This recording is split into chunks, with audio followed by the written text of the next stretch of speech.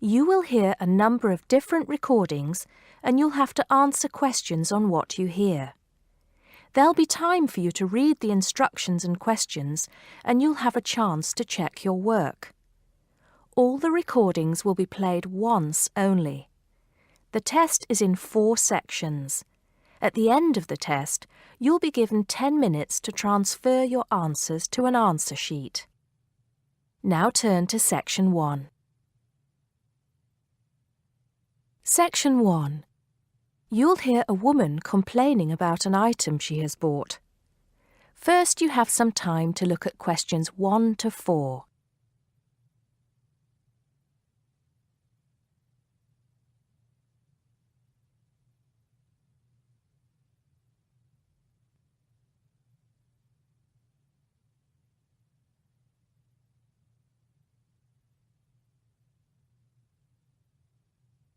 You'll see that there is an example which has been done for you.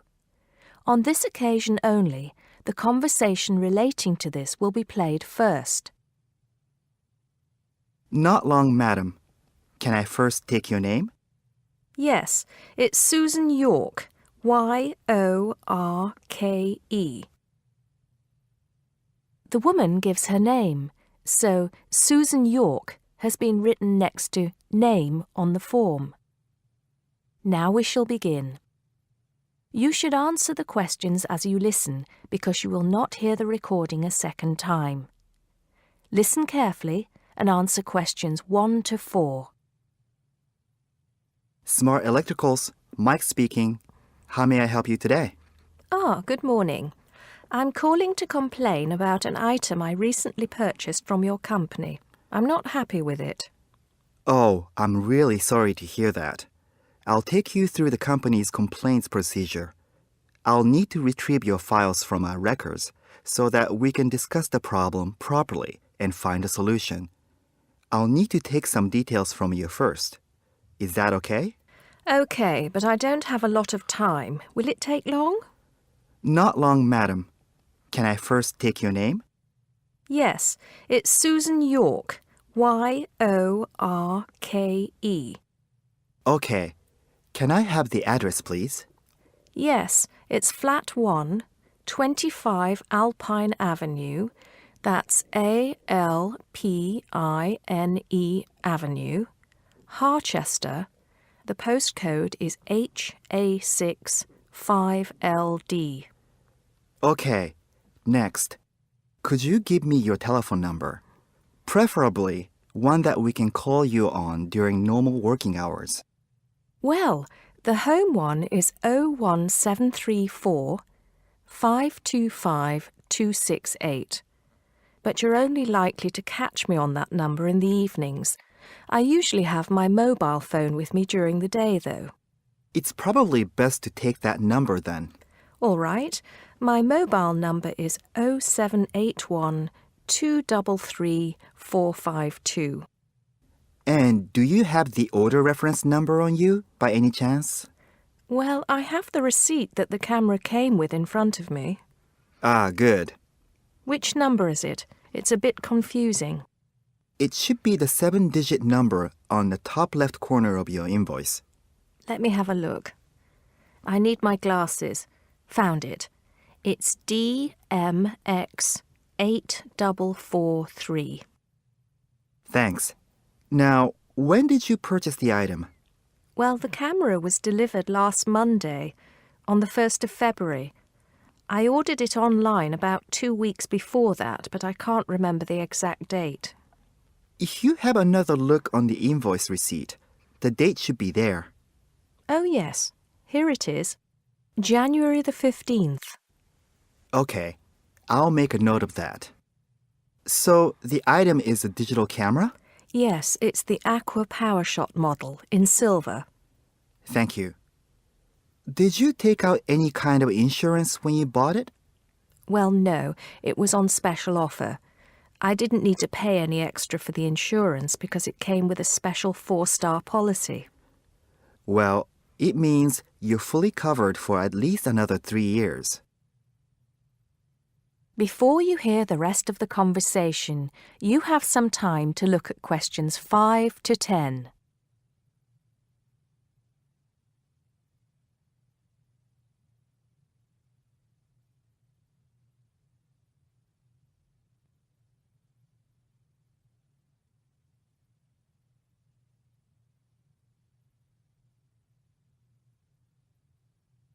Now listen and answer questions 5 to 10. Right. What is the problem?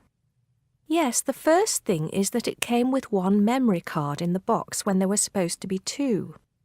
Oh dear. I'm terribly sorry about that. It must have been an oversight in the packing department. I can do something about that straight away and get one sent out to you. Well, that's not the only thing. I bought it as a present for my niece because she loves swimming. It said on the website that it was waterproof, but when she took it on holiday and tried to use it underwater, it got ruined because water got into the lens. You can imagine how disappointed my niece was. I certainly can. Were those the only problems? No, there was one other thing. It came with a case to protect it. When I opened the box to take the case out, I saw that it had a big scratch on it. We're really sorry about that. I can offer to have the camera repaired for you. In the event that it can't be repaired, we'll send you a replacement. I don't think so. Seeing as it was faulty in the first place, I wouldn't want another one. I think I'd rather have my money back. Can I get a refund? Yes, of course. If you send it back to customer services, I'll make sure it's dealt with. Thank you very much. That is the end of section 1. You now have half a minute to check your answers.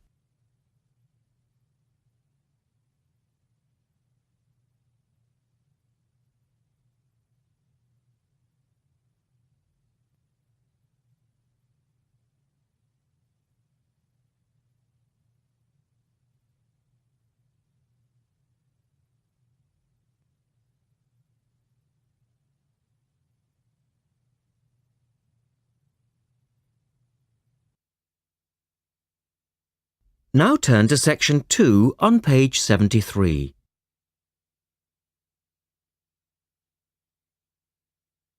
Test 3, section 2. You will hear a woman talking about a number of different beaches to a group of tourists. First, look at questions 11 to 20.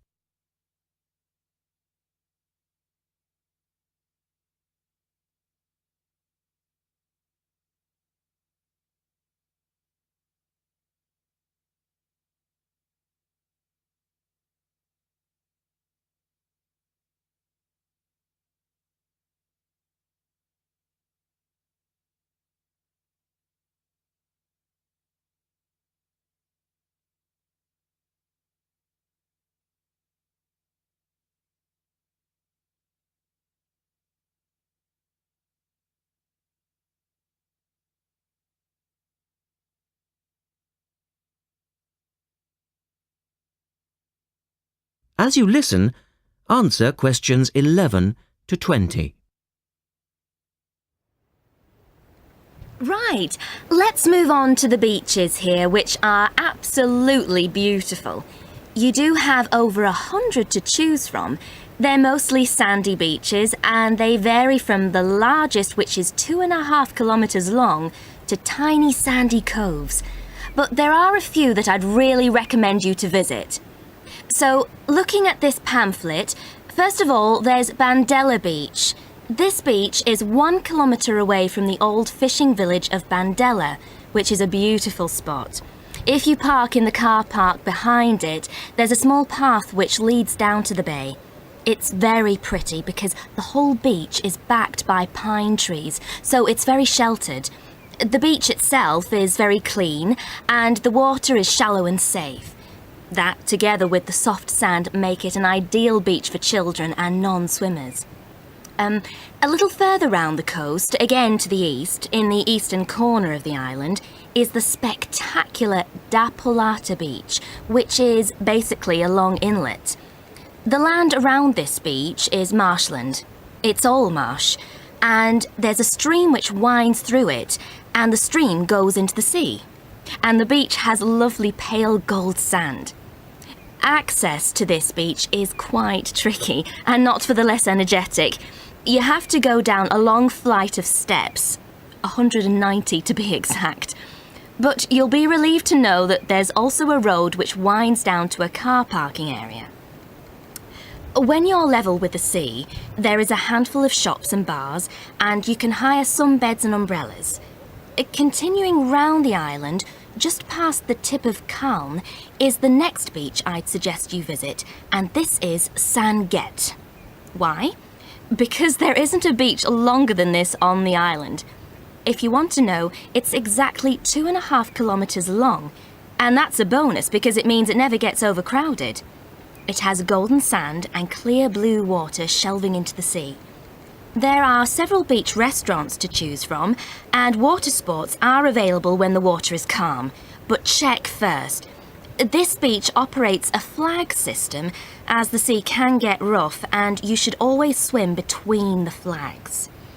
There's a large car park which gives you easy access to the eastern end of the beach, but the western end is much quieter and more wild, as it is harder to reach. Blanaka is another popular beach, just in the northwest corner of the island. It has incredibly white sand and sparkling water. There is ample car parking here and plenty of bars and restaurants. Blanaka has white cliffs all around it, and for those of you who'd like a little more to do than just lazing on the beach, there are caves here which you can explore in the cliffs, and you can also dive into the water from rock platforms along the side of the cove. Well, my final recommendation for today is Disador. Now, this beach isn't quite as easy to get to as the others I've talked about. It's quite a remote little beach, tucked away here next to Blanaka. You can reach Disador by a steep slope which goes over some sandbanks.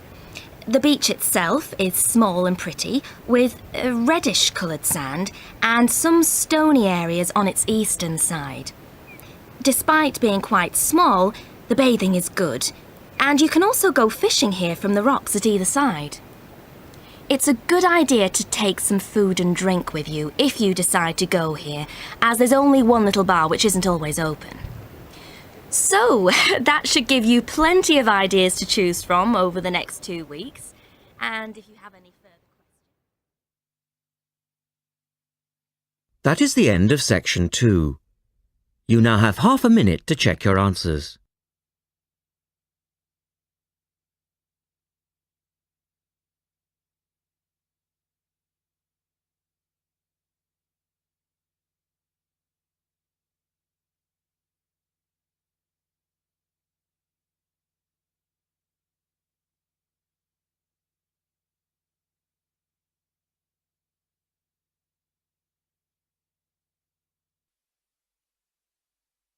Now turn to section 3.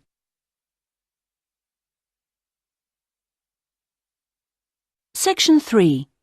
You will hear a conversation between an undergraduate student, David, and his tutor, Dr. Smith, about David's plans for doing a master's degree. First, you have some time to look at questions 21 to 26.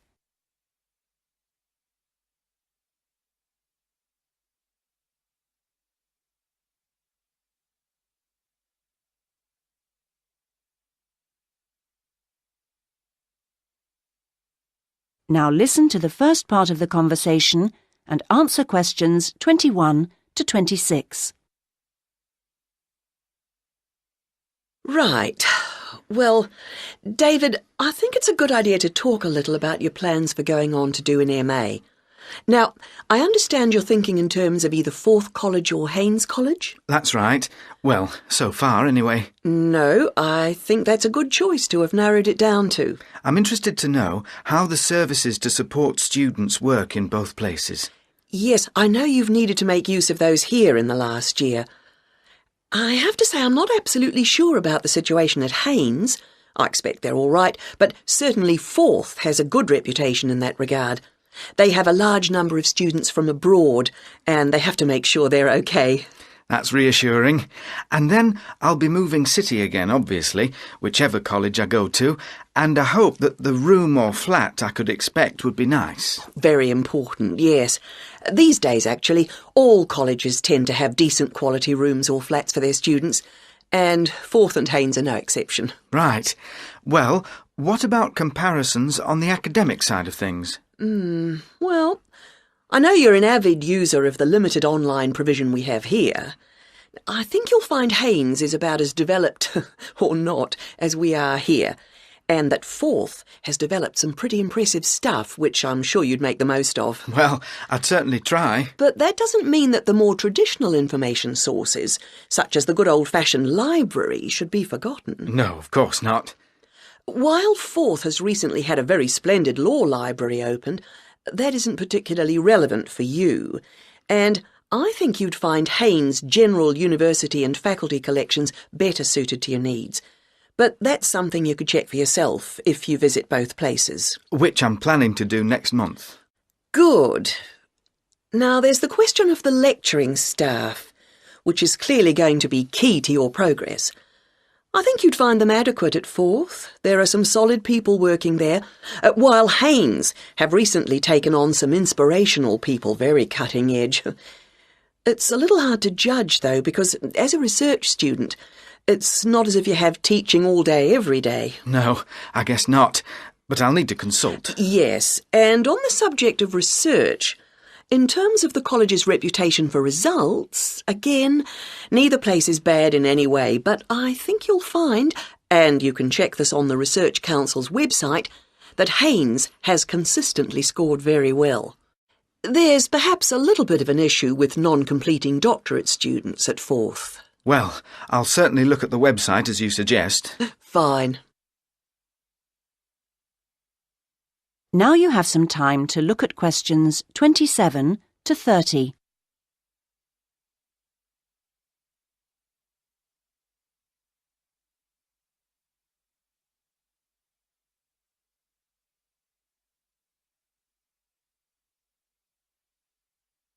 Now listen to the rest of the conversation and answer questions 27 to 30. I'm still a bit anxious about making this next step. I know the level of competition is very high, especially in my area. It makes me feel rather daunted, and I wonder if in a new place I may be out on my own, if you know what I mean, compared to the sense of community here. I suppose it'll be down to my determination to succeed to get me through. Well, do remember how you felt when you arrived here. I'm sure you'll get on anywhere in the end. I hope so. And of course, you still don't know exactly where you want to end up. By the time you've completed your masters, you'll have a clearer idea of whether you want to progress to doctorate level. It's possible, I suppose, that you'll begin to see how much you might be interested in picking up some bits of lecturing earlier than that, since your area's fairly specialised, and may put you in demand sooner than you think. To establish yourself in your area of expertise, it would be sensible to think in terms of getting your stuff into one or two of the journals, converting parts of your dissertation into suitable formats for them. That'll stand you in good stead, whatever else you decide to do. That sounds like good advice, thanks. Actually, I think master's level studying has improved in some ways over the last few years. The internet you love so much was always going to make all kinds of studying easier. Or that's the idea, anyway. I'm not sure it really has the impact you might think. What I've found impressive is the way courses have developed to be more adaptable, more able to fit in with all the other demands in people's lives.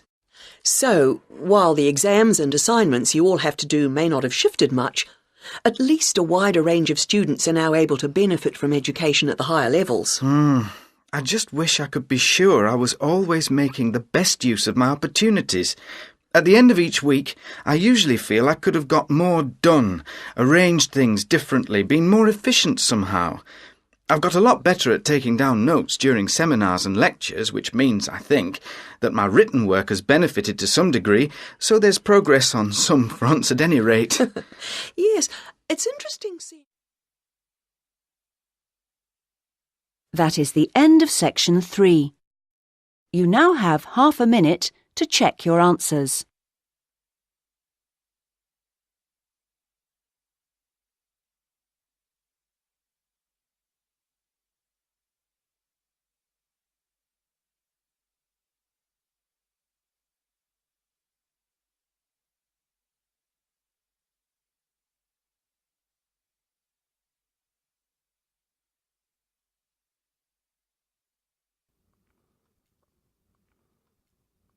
Now turn to Section 4.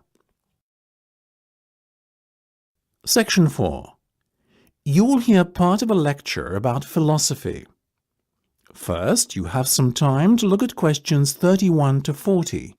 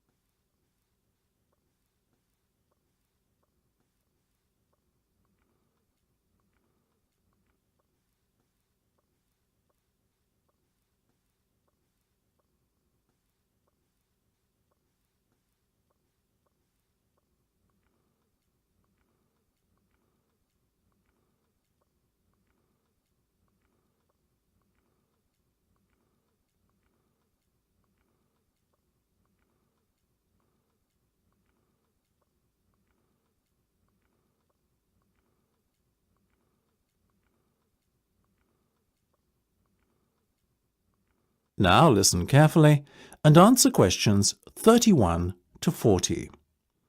Most of you, I hope, will be familiar with the name Socrates. The ancient Greek philosopher is perhaps one of the most admired people in history. Socrates led a very noble life. He was, I suppose you could say, an optimist who believed in the good of mankind.